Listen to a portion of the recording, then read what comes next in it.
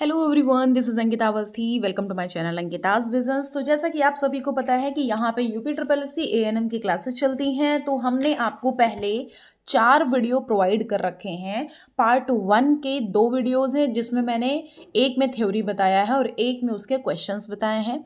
और दूसरा वीडियो हमने बनाया है दूसरे चैप्टर का, जिससे मैंने थ्योरी और क्वेश्चन दोनों ही डिस्कस करे हैं।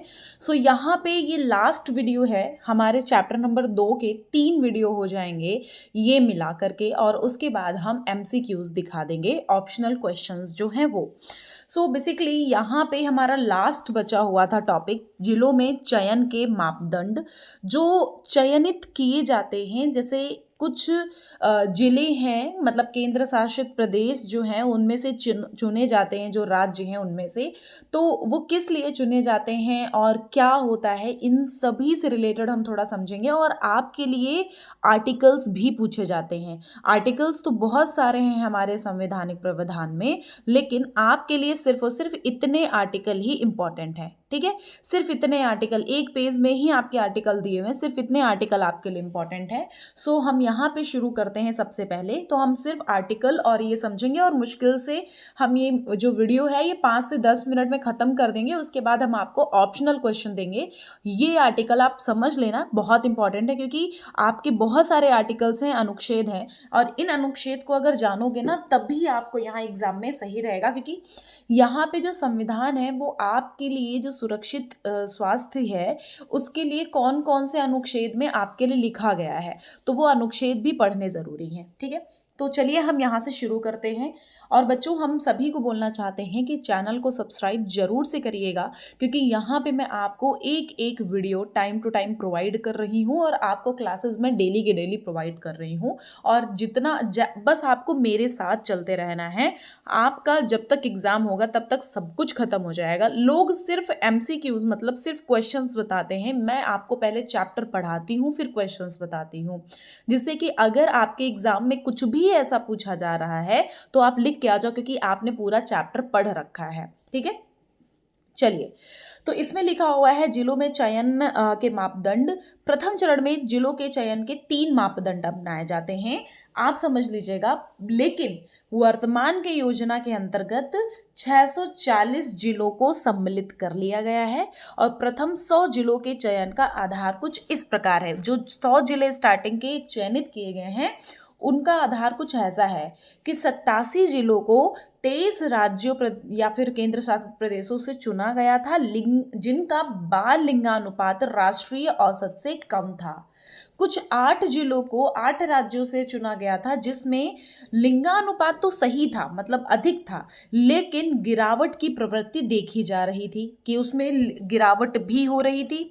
और 5 ऐसे जिलों को चुना गया था जिसमें क्या देखा गया था कि बाल लिंगानुपात राष्ट्रीय औसत से अधिक था, उसमें सुधार की प्रवृत्ति भी देखी जा रही थी। और इनके चुनाव का प्रमुख कारण देश के अन्य हिस्सों को प्रेरणा प्रदान करना था। तो 87 किसके थे, जिसमें जो यहाँ पे बाल लिंगानुपात राष्ट्रीय औसत से कम हो रहा था। दूसरे में क्या था कि 8 जिलों को ऐसे चुना गया, अधिक था, मतलब बाल लिंगानुपात राष्ट्रीय औसत से तो अधिक था, लेकिन गिरावट की प्रवृत्ति थी उसमें। और 5 जिलों को पूरी तरह से, जो 5 जिले ऐसे थे जो पूरी तरह से सही थे, उनको चुना गया, जिसमें अधिक मतलब बाल लिंगानुपात राष्ट्रीय औसत जो है ये इसके स्तर से अधिक भी था, और इसमें सुधार की प्रवृत्ति भी देखी जा रही थी। और इनका लक्ष्य ये था कि जो हमारे देश हैं उनको अन्य हिस्सों को प्रेरणा प्रदान करें। मतलब उनका चुनाव का प्रमुख कारण यही था कि हर एक जो देश के हिस्से हैं उनको प्रेरणा प्रदान करी जाए। ठीक है, अब हम बात कर लेते हैं अनुच्छेद की। तो महिलाओं और बच्चों हेतु संवैधानिक प्रावधान में अनुच्छेद नंबर 14 इंपॉर्टेंट है आपके लिए, 15 इंपॉर्टेंट है, 16 इंपॉर्टेंट है। हम इनके बारे में पढ़ते हैं जल्दी जल्दी में। देखो 14 में हमारे अनुच्छेद 14 में क्या कहा गया। देखो अनुच्छेद में ऐसा होता है कि जो सरकार ने, जो कानून में लिखा हुआ है वो होगा। ठीक है, वही होना चाहिए। अब लोग करते हैं नहीं करते हैं वो उन पे डिपेंड है, लेकिन होना वही चाहिए जो अनुच्छेद में लिखा होता है। ठीक है, इसीलिए यहाँ पे ये अनुच्छेद बनाए गए। अनुच्छेद 14 में क्या कहा गया है कि सभी को कानून के समक्ष समता के अलावा विधि के समान संरक्षण की गारंटी प्रदान करना। मतलब उनको हम समानता देंगे, मतलब वो यहाँ रह रहे हैं, हम उनको समानता प्रोवाइड करेंगे, उनको हर तरह से न्याय दिलाएंगे, संरक्षण दिलाएंगे, उनको शिक्षा भी दिलाएंगे। ठीक है। अनुच्छेद 15 में क्या कहा गया कि राज्य किसी नागरिक के साथ विभेद नहीं करेगा और वो जिस भी राज्य में रह रहा है उसको पूरा पूरा अधिकार है कि हाँ इसको यहाँ पे नागरिकता मिलेगी। ठीक है। तो इस अनुच्छेद की कोई बात राज्य को स्त्रियों और बालकों के लिए कोई विशेष उपबंध करने से निवारित नहीं करेगी। ठीक है। जो उनका मन होगा वो करेंगे। 15(1) में कहा गया है कि चाहे वो किसी भी जाति का हो, लिंग का हो, जन्म स्थान का हो, मूल वंश का हो या धर्म का हो, उसके आधार पर कोई भी नागरिक के साथ व्यवहार नहीं किया जाएगा। मतलब भेदभाव नहीं किया जाएगा, निषिद्ध है। मतलब ये नहीं कि हाँ तुम इस कास्ट के हो तुम यहाँ नहीं आ सकते, तुम ये यहाँ इस स्थान के हो तुम यहाँ नहीं आ सकते, ऐसा कुछ भी नहीं है। 15(3) में कहा गया कि स्त्रियों और बालकों के लिए पूरी जो समझाने का तरीका है वो सकारात्मक होना चाहिए। मतलब सकारात्मक भेदभाव करने चाहिए। ये नहीं कि तुम लड़का हो तो तुम ये नहीं कर सकते, तुम लड़की हो तो ये नहीं कर सकती। उनको अच्छी तरह से हम अच्छे सकारात्मक मतलब पॉजिटिव वे में हम उनको समझाने की कोशिश करेंगे। 16(1) में बोला गया है कि सार्वजनिक नियोजन के मामले में अवसर की समानता और किसी भी नागरिक के साथ धर्म, मूलवंश, जाति, लिंग, उद्भव, जन्म स्थान, निवास या इनमें से किसी के आधार पर सार्वजनिक नियोजन में विभेद नहीं किया जाएगा। जो यहाँ पे 15 हम अनुच्छेद 15 हम आपको यहाँ पे बहुत अच्छे से वो बता दे रहे हैं। अनुच्छेद 15 से लेकर के 16 के बीच में देखोगे तो वही चीजें हैं जो 15 में हैं। 15(1)(3) में भी और 16(1)(2) में भी। ठीक है। तो इसमें भी यही बोला गया है कि सार्वजनिक नियोजन के मामले में अवसर की समानता और किसी भी नागरिक के साथ धर्म, मूल वंश इनके आधारित कोई भी डिफरेंशिएशन नहीं किया जाएगा, कोई भी विभेद नहीं किया जाएगा, पार्शियलिटी नहीं करी जाएगी। 21 का में बोला गया है कि 6 वर्ष से लेकर के 14 वर्ष तक के बच्चों को निःशुल्क और अनिवार्य शिक्षा प्रोवाइड करनी चाहिए और फ्री में ही शिक्षा देनी चाहिए। ये 21 का में कहा गया है। और 24 में बोला गया है कि अगर बच्चा 14 वर्ष से कम है तो ना ही उसको कहीं कारखाने, खदानों या मजदूरी वाला कोई काम नहीं कराना चाहिए। अगर ऐसा कुछ हुआ तो जेल भी हो सकती है अगर आपने कराने के लिए भेजा। मतलब जो उनके जोखिम युक्त नियोजन में है उसको बिल्कुल भी हम नहीं भेजेंगे। मतलब उनके जो जान के खतरा है जान को, तो वहां उस जगह नहीं भेजा जाएगा। 39 का में कहा गया है कि राज्य अपनी नीति का इस प्रकार संचालन करेगा कि पुरुष और स्त्री सभी नागरिकों को समान रूप से जीविका के साधन प्राप्त करने के समान अधिकार प्राप्त हो। ये आपको देखना है कि 39 का में पुरुष और स्त्री को की समानता के बारे में कहा गया है कि दोनों की नागरिकता को समान रूप से देखा जाएगा, समान अधिकार दोनों को दिया जाएगा। और 39 घ में कहा गया है कि दोनों का वेतन भी समान होगा। ये नहीं कि तुम पुरुष हो ज्यादा काम कर रहे हो तो तुम्हारा इतना, और तुम महिला हो तुम इतना काम कर रहे हो तो तुम्हारा इतना, ऐसा नहीं। दोनों को दोनों समान वेतन देना चाहिए उनके कार्य के अनुसार। अंगा में कहा गया है कि जो भी पुरुष हैं, स्त्री हैं, उनको उनकी शक्ति के अनुसार काम दिया जाएगा। जितना वो काम कर सकते हैं उनको उतना काम दिया जाएगा। ये नहीं कि उनकी शक्ति का दुरुपयोग किया जाए। ठीक है। ऐसा नहीं होना चाहिए। वो अपनी आर्थिक आवश्यकता के लिए विवश होकर के ऐसे रोजगारों में ना जाएं जहां पे उनकी बिना मतलब अगर उनके अंदर करने उस काम को करने की क्षमता कम है लेकिन वो पैसों के लिए आर्थिक स्थिति खराब है उसके चक्कर में बहुत ज़्यादा काम कर रहे हैं। इससे उनका स्वास्थ्य भी खराब होगा और फिर आगे काफ़ी दिन तक काम नहीं कर पाएंगे। तो ये अनुच्छेद 39 अड़ा में कहा गया है। और 39 चा में यह कहा गया है कि राज्य को यह सुनिश्चित करने का आदेश देता देता है कि बालकों को स्वस्थ तरीके से और स्वतंत्र और गरिमामय स्थितियों में विकास के अवसर प्रदान करना और सुविधाएं दी जाना। यहाँ पे जो भी बाल्यावस्था है, जो भी युवा है, उनको हम पूरी तरह से छूट देंगे नैतिकता की कि हाँ वो आराम से परित्याग करें, उनकी रक्षा करी जाएगी, वो अपना काम करें। ये 39 चा में कहा गया है। 42 में बोला गया राज्य द्वारा कार्य और मातृत्व राहत की न्याय संगत और मानवोचित दशाओं को सुनिश्चित करने के लिए प्रावधान। 45 में बोला गया कि राज्य के सभी बालकों के लिए 6 वर्ष की आयु पूरी करने तक प्रारंभिक बाल्यावस्था देखरेख और शिक्षा के लिए प्रयास करना। 6 साल तक भी हो जाए, 6 साल की आयु पूरी करने तक उनकी देखरेख करना और शिक्षा के लिए प्रयास करना। ठीक है, उनको शिक्षा प्रोवाइड करना। 46 में बोला गया है कि जो दुर्बल, जो ये गरीब वर्ग के लोग आते हैं, तो राज्य को जनता के दुर्बल वर्गों के शिक्षा और अर्थ संबंधी, जो आर्थिक स्थिति जिनकी ठीक नहीं है, उनको सामाजिक अन्याय से दूर, मतलब उनको न्याय दिलाना चाहिए, उनको किसी भी प्रकार का शोषण उनसे नहीं करना चाहिए, उनको रक्षा करनी चाहिए उस शोषण से। 47 में बोला गया है कि अपने लोगों के पोषाहार स्तर और जीवन स्तर को उठाने के लिए निर्देश। 47 में कहा गया है कि उनको जो खाने पीने की जो चीज़ें हैं और जो उनका जीवन स्तर जैसे चल रहा है, ठीक से चले, अच्छे से चले, उनको अच्छी अच्छी खाने की चीज़ें मिलती रहे, पोषक तत्व मिलता रहे, पोषण मिलता रहे, ये 47 में कहा गया है। 51 का अंगा में बोला गया कि ऐसी प्रथाओं का त्याग करेगा जो स्त्रियों के सम्मान के विरुद्ध हैं। 51 का और अड़ा में कहा गया है वो सारी रीतियां खत्म करी जाएंगी जिसमें स्त्रियों के सम्मान को ठेस पहुंचे। ठीक है, ये नहीं कि पूरा इतना घूंघट काढ़ो, तुम पूरा ये करो, तुम स्त्रियां यहाँ बाहर नहीं निकल सकती, ये सब बिल्कुल भी नहीं होना चाहिए। फिर 243 छा में आता है कि जो ये मतदाता होते हैं, अनुसूचित 11 के साथ पठित में शिक्षा मद 17 में, परिवार कल्याण के लिए मद 25, स्वास्थ्य और स्वच्छता के लिए 23, इसके अलावा महिला और बाल विकास कार्यक्रमों के लिए जो मद 25 है अनुसूची 11 का, तथा बाल कल्याण, बालक कल्याण पर प्रभाव वाली अन्य मदों द्वारा बाल देखरेख के संस्थानीकरण का प्रावधान है। ये 243 छा में कहा गया है। और 243 घा 3 और ना 3 में बोला गया है कि अनुसूचित जनजाति और अनुसूचित जाति वालों को आरक्षण दिया जाएगा, आरक्षण की गारंटी देता है।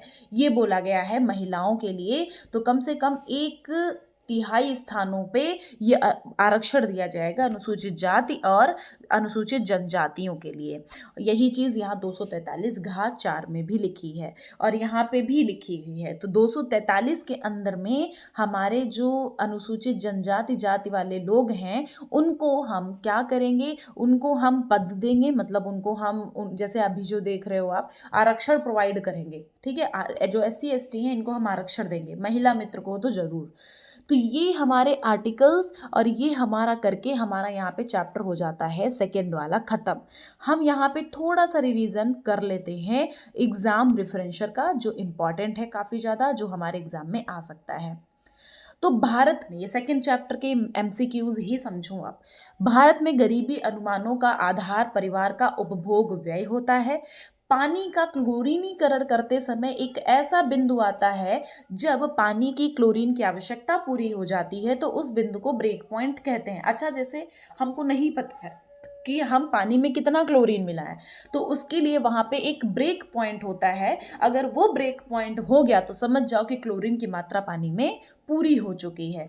पानी में अगर आर्सेनिक होगा तो उससे हमारे शरीर में पिगमेंटेशन हो सकता है, मतलब हमारे छोटे छोटे काले काले दाग धब्बे पड़ सकते हैं, मेलानोसिस मतलब छोटे छोटे दाने हो सकते हैं, केराटोसिस मतलब खुजली भी हो सकती है। तो आर्सेनिक जो है वो हमारे लिए नुकसानदायक है, तो आर्सेनिक शब्द लिख लीजिएगा, बहुत इंपॉर्टेंट है। मानव विकास सूचकांक के आधार पर जो हाई डेवलप्ड इंडिपेंडेंट लोग हैं उनको देशों के विकसित देशों में वर्गीकृत किया जाता है।